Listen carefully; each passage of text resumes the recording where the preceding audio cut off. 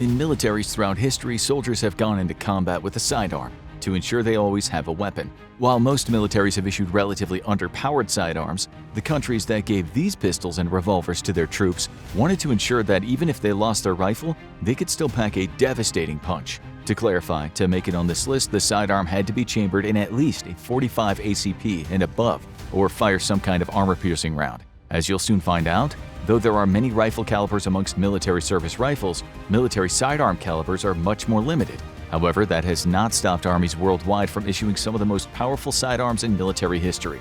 Number 5. British Webley Revolver. From the hills of South Africa, the trenches of Western Europe, and the jungles of Southeast Asia, the British Webley Revolver continuously served the British Commonwealth forces from 1887 to 1970. Because of this, the Webley has the second longest service history on this list. As the only revolver on this list, part of the reason why the Webley remains such a popular sidearm is its reliability. Unlike more complex semi-automatic firearms, the Webley is incredibly simple to operate. Its 6-shot cylinder firing 455 Webley rounds in double action made it perfect for any environment. Its large bullet also helped a good deal. The 455 Webley is a bit longer than the American 45 ACP, but it's a good deal heavier. Weighing an average of 17 grams, the actual 455 Webley bullet weighs in at about 5 or 6 grams heavier than its classic American cousin. The main reason why the 45 ACP outshoots the 455 Webley is more to do with its propellant. Because the British designed the revolver in 1887, the firearm's ability to accept hotter loads is diminished compared to its modern counterparts. This means that firearms like the Webley can only safely shoot ammo of lesser power and pressure. Since the Webley design never changed too drastically in almost 80 years that it was in service, it could not be adapted to shoot more powerful rounds like the 45 ACP. Even though a person could make a slight modification to a Webley to accept the American round, it would not be safe to shoot it, since the 45 ACP creates too much pressure for the Webley. Despite this flaw, the 455 Webley is a massive round, and still one of the largest and most powerful military sidearm rounds to ever grace the battlefield. Number 4.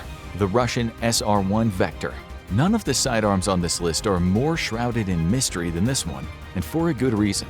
As the sidearm of choice for the Russian equivalent of the Secret Service, the Spetsnaz, and other specialized anti-terrorist units, these handguns are no joke in terms of power and reliability. Because of the people who carry it, little information is known about the handgun outside Russian military and police circles. Such mystery has also caused the pistol to go by many names, like the SPS pistol, the Serdyukov SPS, the Grach pistol, and the Gyurza.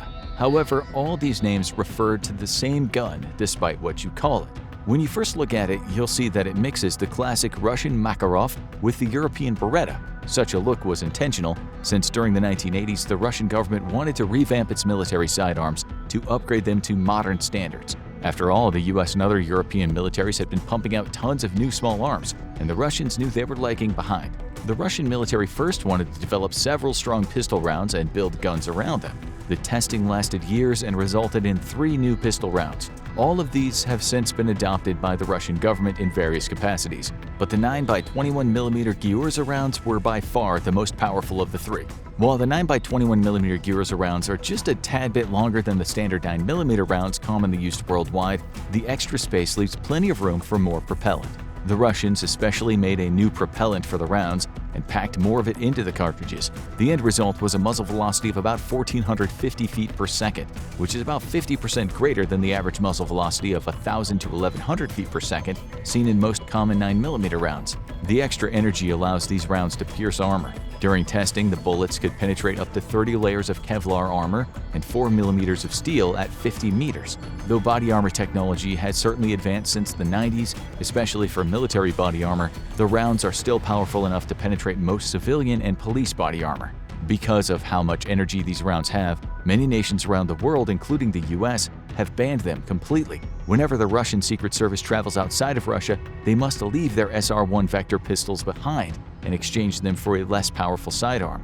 Why the government doesn't issue the sidearm to every soldier in the Russian army is a matter of quality control. Each pistol has to undergo strict tests before it can be issued to the military or police. Every handgun must pass a series of tests, including being subjected to a wind tunnel full of sand for an hour, being rained on for an hour, and then being frozen for an hour.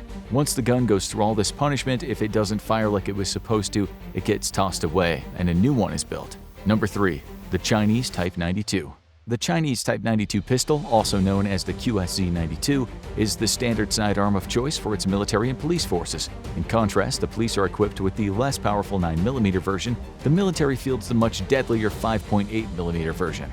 Officially known as the 5.8 by 21mm DAP-92 round, this cartridge also came about during the 90s when China wanted to revamp its military sidearms. Because body armor was becoming more prevalent, Chinese leadership wanted a weapon that had the power to defeat body armor, but could also have the recoil and size of a pistol.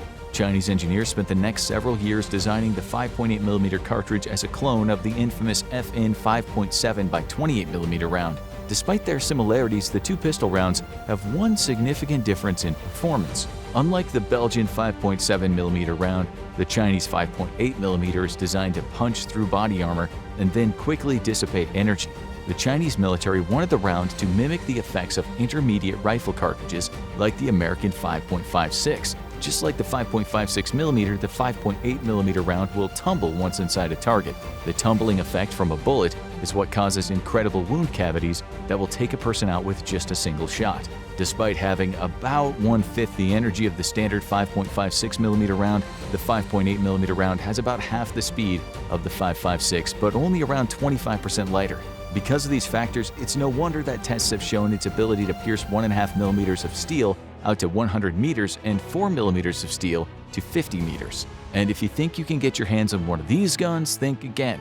The Chinese military strictly controls the export of these handguns. Only models chambered in the standard 9mm cartridge are allowed for sale on the civilian market, and Chinese soldiers are the only people allowed to carry and use the firearm. So, unless you plan on enlisting in the Chinese army, you might have to wait a while for one of those bad boys to show up on the market. Number 2. American 1911. The most iconic pistol on this list, and arguably of all time, is the American M1911. Serving as the primary military sidearm for almost 80 years and still serving in various iterations among U.S. Special Forces, the M1911 also ranks as one of the most powerful military handguns ever fielded. The U.S. military opted for a round stronger than the standard 9mm because of the U.S. experience in the Philippines. After the Spanish-American War, U.S. troops fought a decade-long guerrilla war against Filipino guerrillas desiring independence. During this conflict, the U.S. .38 Special revolvers were deemed not strong enough to take down determined and drug-fueled fighters. The U.S. Army began test trials in 1906, and 6 of the world's top arms manufacturers submitted designs for a .45 ACP caliber pistol. After years of trials, Colt's classic M1911A1 design won out when, during final testing, it fired over 6,000 rounds over 2 days, only stopping for reloads and getting cooled down with water. The .45 ACP round is not necessarily known for its clean ballistics and accuracy, but for its raw power.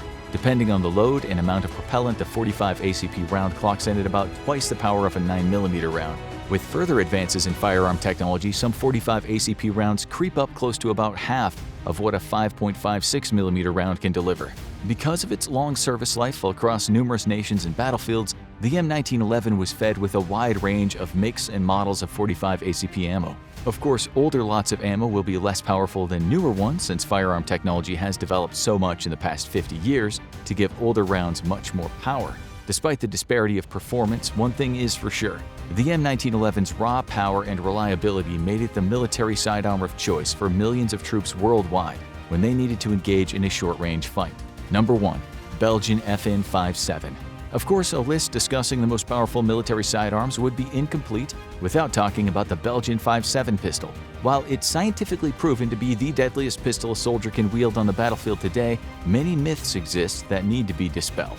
First, the facts. The Belgian government arms manufacturer FN first designed the pistol in the 1990s as an alternative to the relatively weak 9mm handguns. The Belgians liked that most 9mm handguns had controllability and accuracy with large magazine capacities. They decided to take all these factors and wrap them into a firearm that could punch through body armor. After years of development, the Belgians released the 5.7 to the international arms market starting in 2000. The 5.7 clocks in at just 1.5 pounds loaded, making it one of the lighter military sidearms despite its huge round. This is because the gun uses a lot of strong yet lightweight polymers to give it a balanced and light feel. However, what gives the 5.7 its bite is the FN 5.7 by 28mm ammo. The 5.7mm bullet can be considered a revolution in firearm technology. With its incredibly high muzzle velocity of around 2,800 feet per second, with relatively low energy, Not much higher than a 9mm bullet, the 5.7mm round can punch through armor and still remain inside a target, preventing innocent people or civilians from getting hurt. NATO and various police agencies and governments have done a mountain of ballistics testing through the past 20 years. Though body armor technology has improved, the fact that the round can consistently penetrate 2 Level 2 vests at 100 meters shows how devastating it can be. Because of this, over 40 militaries and police agencies worldwide use this as their go-to firearm. However, it's its armor-piercing ability that has generated a lot of myths. One of the most prevalent is that it's not as good as many people think, and a person saying that would be correct when talking about the civilian market. Because the 5.7mm bullet is so devastating, FN only sells the armor-piercing variant to military and law enforcement customers. Civilians can only purchase the much less powerful round purposefully designed for the civilian commercial market. Though the civilian version of the 5.7 round still clocks in at a whopping 1,600 feet per second, it's not considered armor-piercing by the ATF, and numerous studies have backed this claim up. Because of this, whenever cities or states try to ban the ammunition, the bills never pass because the civilian variant is nowhere near as powerful as military ammo. Now go check out why the US doesn't have universal healthcare and watch the US weapon beating Russians in Ukraine, or click this other video instead.